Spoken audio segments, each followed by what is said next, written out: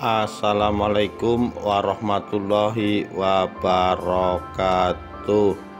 Rahayu Rahayu Sagung Dumadi.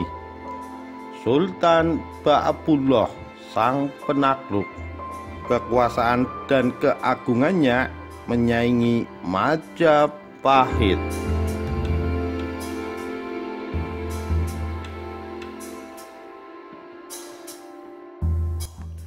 Pagi itu Ternate berduka. Jasad Sultan Hairun Jamil diangkat dari laut dalam kondisi mengenaskan. Tampak beberapa luka tusukan melubangi raga penguasa Ternate itu. Pangeran Baeb, sang putra mahkota, membopong sendiri jenazah ayahnya sembari berucap dalam hati, dendam harus dituntaskan. Sehari sebelum 25 Februari 1570, Sultan Hairun datang tanpa pengawalan ketat ke benteng Sao Paulo milik Portugis yang hanya berjarak sekitar 5 km dari istananya. Sultan sama sekali tidak mengira bahwa undangan perdamaian dari gubernur Portugis ternyata jebakan dan berujung petaka. Seperti yang direncanakan, The Mesquite mengajak Sultan Hairun berbincang. Tanpa diduga, Antonio yang tidak lain adalah keponakan gubernur perlahan mendekat dari belakang dan dengan cepat menusukkan kerisnya. Sultan Hairun tersungkur bersimbah darah. Tubuhnya dibuang ke laut malam itu juga. The Mesquite rupanya tak sadar tindakan liciknya itu akan membawa kehancuran yang mengerikan bagi Portugis. Beberapa jam setelah jasad Sultan Hairun ditemukan, para pejabat tinggi istana dan para pemuka masyarakat segera bersepakat untuk menobatkan sang putra mahkota. Pangeran Baeb pun resmi menjadi penguasa Kesultanan Ternate dengan gelar Sultan Ba'abullah Datuk Shah. Saat itu juga di atas singgasananya, Sultan Ba'abullah bersumpah akan membalaskan dendam sang ayah dan mengusir bangsa penjajah. Ia tidak akan berhenti berperang sebelum orang Portugis terakhir pergi dari wilayah kerajaannya. Sang Sultan baru tak main-main. Strategi tempur segera dirancang. Tak cuma berniat menghancurkan lawan di area sekitar Ternate saja, ia juga bertekad menghabisi orang-orang Portugis yang ada di seluruh kepulauan Maluku, Ambon, Seram, Batsan, Bangai, Buton, Luik, Sula, Halmahera, hingga Celebes dikondisikan untuk menyiapkan serangan besar-besaran. Tak hanya itu, Sultan Ba'abullah juga meminta bantuan Makassar, Jawa, hingga Melayu atau Sumatera untuk bersama-sama melenyapkan kaum kolonialis dari bumi Maluku.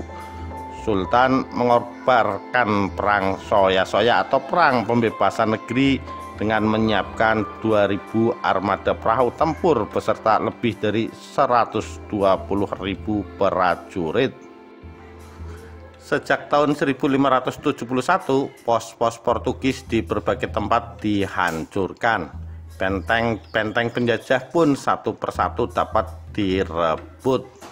Sultan Ba'abullah memang sengaja tidak langsung menyerang benteng yang didiami The Mesquite, sekaligus lokasi pembunuh ayahnya itu. Sultan Ba'abullah menerapkan strategi pengepungan untuk Sao Paulo dengan menutup semua akses, baik jalan maupun distribusi bahan makanan yang dibatasi dalam jumlah tertentu. Benteng yang dibangun pada 1525 ini memang berlokasi tidak jauh dari pusat kesultanan dan termasuk ke dalam wilayah ibu kota Ternate. Pengepungan benteng Sao Paulo berlangsung selama 5 tahun. Selama itu pula orang-orang Portugis yang tinggal di dalamnya merasakan penderitaan yang teramat sangat dengan segala keterbatasan karena tidak bisa menjalin hubungan dengan dunia luar. Sultan Baapullah akhirnya memberi kesempatan kepada para penghuni benteng untuk pergi dari wilayah Ternate dalam waktu 24 jam. Sementara bagi mereka yang sudah beristrikan wanita lokal boleh tetap tinggal tapi harus mengabdi kepada kerajaan. Setelah 15 Juli 1575, Ternate telah bersih dari orang-orang Portugis. Pamor Portugis di Ternate dan sebagian besar Kepulauan Maluku runtuh total. Kekuasaan Sultan Baapullah kini mencapai puncaknya. Majapahit dengan duet Hayam Wuruk dan Gajah Madanya boleh saja mengklaim pernah menguasai sebagian besar wilayah Nusantara, bahkan hingga semenanjung Malaya. Setelah era Majapahit berakhir, tidak ada kerajaan di Jawa yang mampu mengulang kejayaan itu. Tapi tidak demikian halnya dengan di timur jauh sana. Sultan Baapullah tidak hanya mengusir orang-orang Portugis dari wilayahnya, tapi juga berperan besar dalam upaya syiar Islam di Kepulauan Maluku dan sekitarnya. Setelah Portugis ditendang, jumlah pemeluk Kristen di kawasan tersebut menurun drastis. Banyak orang Kristen yang diislamkan oleh Sultan Ternate itu. Luas wilayah kekuasaan Kesultanan Ternate di era pemerintahan Sultan Baapullah juga semakin bertambah.